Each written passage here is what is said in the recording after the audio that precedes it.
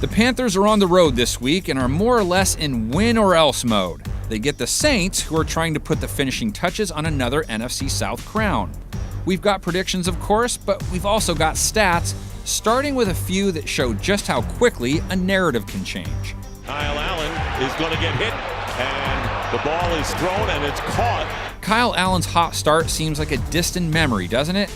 Allen throwing 4 interceptions last week against the Falcons, and no longer seeming like the possible future at the QB spot for the Panthers now that they've dropped 3 of their last 4 games.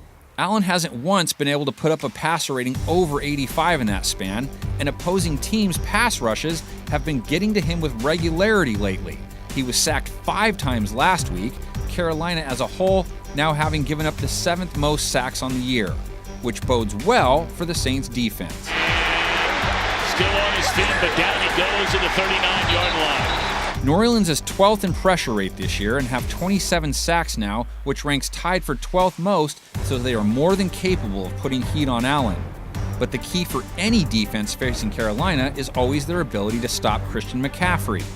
On the ground, they've been giving up 4.1 yards per carry, which is a very middle-of-the-pack number.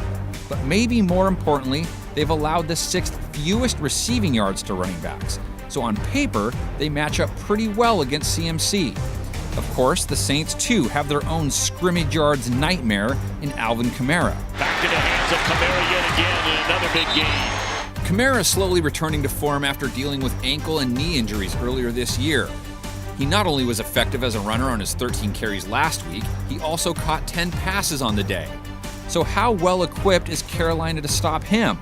On the ground, not very.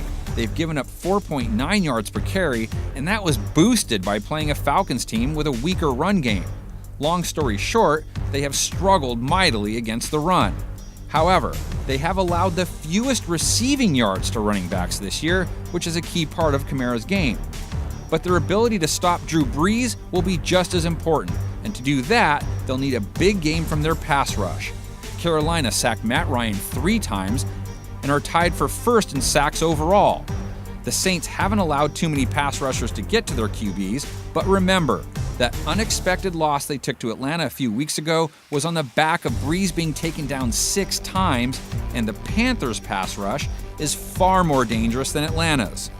So will that matter on the scoreboard in the end? Let's see what our predictions think. Thomas, and the conversation on the sideline apparently paid off.